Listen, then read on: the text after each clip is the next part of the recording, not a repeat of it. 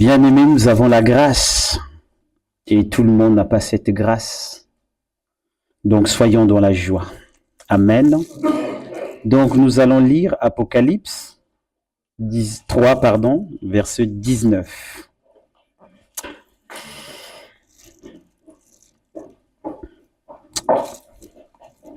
Je vais commencer au verset 18, si vous me permettez.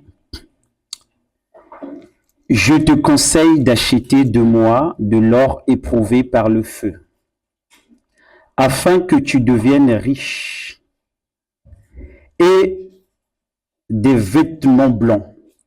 Tout à l'heure, on nous a montré un papier blanc, vous imaginez ce que c'est? Afin que tu sois vêtu et que la honte de ta nudité ne paraisse pas. Et un collier pour oindre tes yeux, afin que tu vois. 19. Moi, je reprends et je châtie tout ce que j'aime. Aie donc du zèle et repens-toi. Je recommence. Moi, il s'agit de l'Éternel qui parle. Je reprends et je châtie tout ce que j'aime. Aie donc du zèle et repens-toi. Amen. Aie donc du zèle et repens-toi. Bien-aimé, il s'agit d'un appel. Quand on dit « aie du zèle et repens-toi », c'est une invitation. Et tous, tels que nous sommes là ce soir, nous avons reçu une invitation. Il y en a qui ont reçu des invitations de certains frères ou de certaines sœurs, mais le point commun, c'est que nous avons tous reçu une invitation, une seule, l'invitation de l'Éternel. Mais quand l'Éternel invite, il donne quelque chose.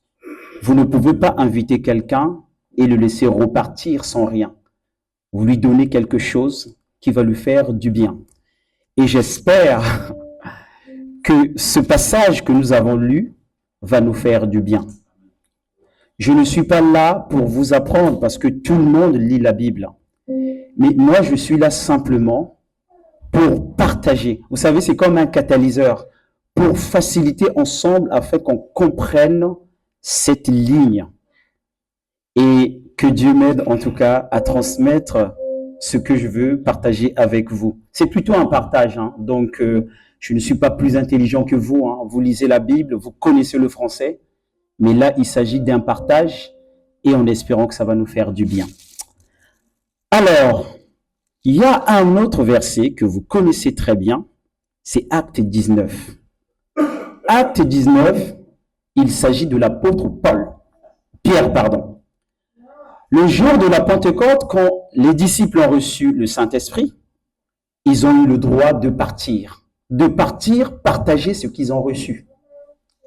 Et l'apôtre Pierre va prendre la parole, donc c'était son deuxième discours, et il va dire, repentez-vous. Alors, je vais vous lire simplement l'écriture parce que sinon, je n'invente rien. Donc, Acte 3, 19. Et il dit, repentez-vous donc et convertissez-vous pour que vos péchés soient effacés. Ça, c'est le discours de Pierre après avoir reçu le Saint-Esprit. Et bien aimé, dans ce discours-là, Pierre va parler de rafraîchissement, bien aimé. Et nous, tels que nous sommes ici, nous avons besoin de nous rafraîchir. Nous rafraîchir, mais comment? Nous rafraîchir avec ce que Dieu réclame de nous. Dieu réclame de nous que nous soyons saints, que nous soyons irréprochables, que nous soyons purs et que nous puissions vivre dans la sanctification. Parce que sans la sanctification, personne ne verra Dieu. Tel que nous sommes ici, personne n'a jamais vu Dieu. Mais c'est une promesse. Et aussi vrai que Dieu est fidèle à sa parole, aussi vrai que Dieu est infaillible, il accomplit sa parole. Mais avant qu'il puisse accomplir sa parole, nous avons des règles à respecter. J'ai entendu tout à l'heure, le temps ne t'attend pas. Et bien aimé, l'appel que nous avons reçu à cette parole de nous repentir. Vous savez, d'habitude, quand on dit que quelqu'un a reçu un appel, on va plutôt penser que quelqu'un a reçu un don, qu'il va parler en langue, qu'il va prêcher, qu'il va faire toutes sortes de choses en rapport avec la conversion. Mais avant d'aller convertir les autres, ou avant de parler de conversion, sommes-nous convertis nous-mêmes? Parce que je ne crois pas que quelqu'un qui n'a pas les capacités de sauver puisse sauver une autre personne. Et donc, nous avons besoin d'abord de conversion nous-mêmes. Et donc, quand on parle de l'appel, tous nous sommes concernés. Que je sois là en train de vous partager la parole, que vous soyez là en train d'écouter la parole, qui n'est pas ma parole, mais la parole de Dieu, tous nous avons un appel. Et cet appel nous ramène à revisiter notre façon de marcher, à revisiter notre façon de considérer Dieu. Bien-aimés, nous avons tellement des choses, nous avons tellement des préoccupations. Mais là, à cet instant-là, vous avez abandonné vos maisons. Ce n'est pas pour venir perdre du temps, c'est pour recevoir quelque chose. Et c'est ce que Dieu veut de nous. Bien-aimés, il y a des règles quand on veut marcher avec Dieu. Nous disons souvent que Jésus est le chemin, la vérité et la vie. Je m'arrête d'abord à la notion de chemin. Le chemin, il faut le trouver. Et une fois qu'on a trouvé le chemin, on peut trouver ce qui est sur le chemin. Et ce chemin-là nous conduit à la vérité. Et une fois qu'on a trouvé la vérité nous donne la vie. Bien-aimés, pour venir ici, vous avez mis vos GPS, vous vous êtes orienté et vous êtes arrivé à la bonne adresse. Mais si vous n'avez pas mis le GPS en premier, si vous n'avez pas trouvé le chemin par le GPS, vous ne serez pas ici. Moi, je ne serai pas ici. Donc, le chemin, il faut que nous puissions le trouver. Et ce chemin-là, c'est Christ. Une fois qu'on est sur ou dans le chemin, comme sur une sorte de balise qui clignote, on peut maintenant commencer à chercher. Mais chercher comment, bien-aimé? Pour chercher, il faut avoir des indices. Mais selon les règles de la vérité, pas la vérité de Welcome. Je n'en ai aucune d'ailleurs. Mais la vérité de Dieu. Et c'est pourquoi nous sommes ici.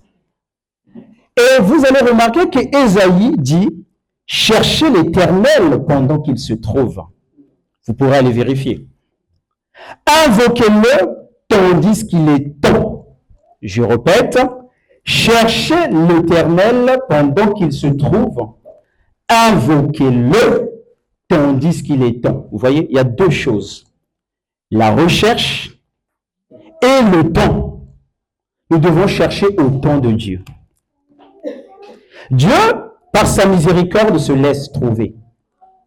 Mais une fois que Dieu se laisse trouver, est-ce que notre cœur est disposé? Est-ce que notre cœur est sensible à la présence de Dieu? Bien-aimé, là où je suis, Dieu peut passer. Dieu peut intervenir.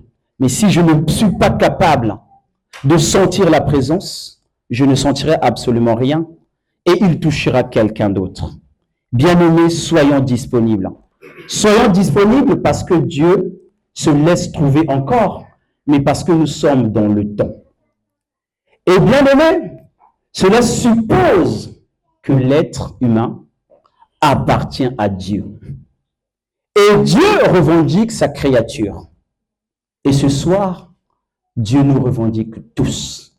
Mais Dieu nous revendique à quoi? Dieu nous revendique à la repentance. Mais la repentance, comment? La repentance en abandonnant toutes les voies qui ne sont pas de Dieu. Et toutes les voies qui ne sont pas de Dieu, nous sommes suffisamment enseignés pour les comprendre. Mais où réside le problème, bien-aimé? Le problème réside dans l'entêtement de l'homme. Le problème réside dans la résistance de l'homme. Parce que nous avons reçu un appel, nous sommes venus. Mais si nous avons résisté à l'appel, nous ne verrons pas Dieu. Et bien aimé, il s'agit de quelque chose de très fondamental. Dieu agit par sa miséricorde et par sa miséricorde, le pardon. Et c'est ce dont nous avons besoin pour que notre relation avec Dieu puisse se remettre à nouveau. Parce que beaucoup d'entre nous, nous avons été exposés à la présence de Dieu, mais nous avons deux fois ignoré. Mais par sa miséricorde, il revient toujours nous chercher.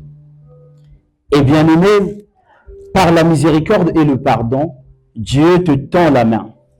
Et la main tendue de Dieu est une opportunité ce soir. Est-ce que tu vas repartir d'ici, rentrer chez toi et ne pas saisir cette opportunité que Dieu nous offre de se réconcilier avec lui afin de vivre une vie nouvelle et réelle avec Dieu? Nous aimons souvent chanter un chant qui dit « Miséricorde insondable, Dieu peut-il tout pardonner ?» Bien-aimés, est-ce que nous réalisons la profondeur de ce chant-là? Est-ce que nous réalisons la profondeur de la miséricorde de Dieu?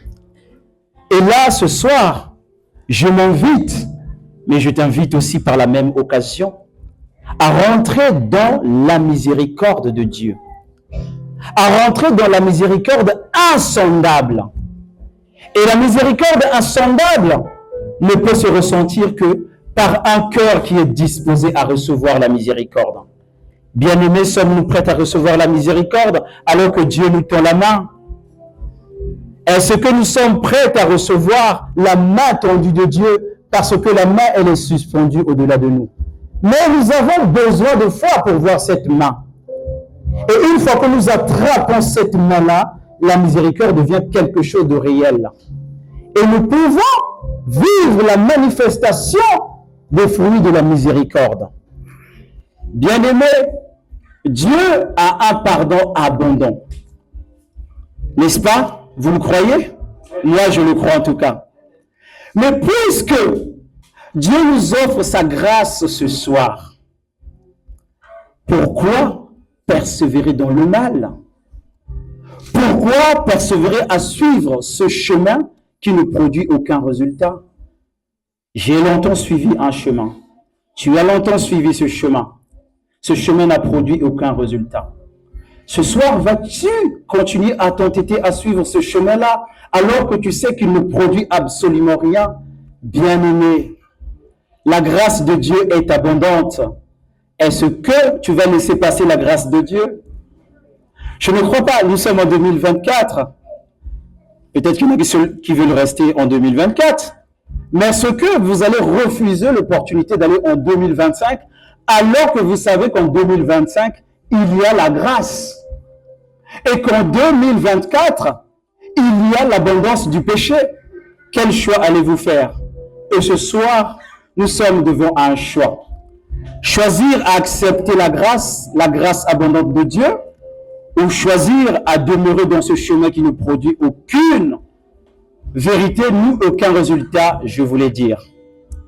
Au contraire, bien-aimés, la grâce nous enseigne à renier à l'impiété, à renier aux convictions vaines et de vivre dans la présence de Dieu en faisant quoi?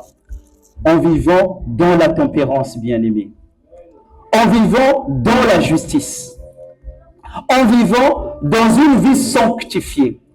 Et c'est là que Dieu trouve plaisir à résider, mes bien-aimés. Bien-aimés, réalisons la présence de Dieu. Réalisons la grâce que Dieu te fait ce soir, la grâce que Dieu me fait ce soir, afin que Dieu puisse prendre le contrôle de notre vie, afin que Dieu puisse prendre plaisir à habiter en nous. Seigneur Dieu Tout-Puissant, je te prie que ces paroles ne rentrent pas dans les oreilles des sourds, mais que ces paroles puissent rentrer dans des oreilles exposées et que cela produise la vie. Peut-être sera encore ce soir, mais bien-aimé, serons-nous assez fous de laisser cette opportunité que Dieu nous donne ce soir de nous réconcilier avec lui? Je ne crois pas. Et j'ai envie de dire, ô âme noircie par le péché, chargée d'innombrables iniquités impiétés, sache-le que le sang de Jésus, le Fils de Dieu, purifie toute iniquité. Abandonnons l'iniquité. Abandonnons ce fardeau-là que nous traînons depuis le début de l'année et reconnaissons que Dieu est capable de nous délivrer. Bien-aimés, empruntons la corde que Dieu nous tend. Cette corde-là qui nous entraînera dans la présence de Dieu. Et ne la lâchons pas, bien-aimés. Parce que la lâcher, c'est tomber dans les vides. Amen. Bien-aimés, reconnaissons que nous avons des infirmités. Reconnaissons que nous avons des fardeaux au fond de nous. Et comme disait Jean Bruno tout à l'heure, si le Seigneur décidait à descendre ce soir ou à te visiter ce soir, dans quel état trouvera-t-il ton cœur à toi? Dans quel état te trouveras-tu? Parce que la parole dit qu'il viendra comme un voleur. Et le voleur, quand il vient, il ne prévient pas, parce qu'il a besoin de récupérer quelque chose. Et nous, notre voleur à nous, qui est Christ, il nous veut du bien ce soir. Alors, veux-tu laisser cette opportunité que Jésus te vole et qu'il puisse te ramener dans la promesse, celle qui est de vivre une vie sanctifiée, une vie purifiée, une vie d'abondance, de grâce, et pour que tu abandonnes le péché. Et je vais finir en relisant Apocalypse, mais cette fois-ci le verset 20, parce que le verset 20 dit, « Voici, je me tiens à la porte. » Ta porte est suffisamment ouverte pour que Dieu puisse entrer. Ta porte est suffisamment nettoyée pour que Dieu puisse prendre plaisir à poser les pieds. Est-ce que le paillasson qui est devant la porte n'est-il pas un obstacle pour que le Seigneur rentre? Et je frappe. Et si quelqu'un entend ma voix et ouvre la porte du cœur, la porte de la délivrance, la porte de notre salut, j'entrerai chez lui, je souperai avec lui et lui avec moi.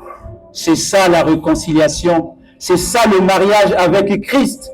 Et une fois qu'on est marié, Christ prend tout ce que vous avez, toutes vos infirmités, tous vos manquements, toutes vos faiblesses, il le prend avec lui. Parce que quand un homme vient épouser, il donne la dot. Et quand il donne la dot, c'est pour dire j'endosse la responsabilité et je te rachète.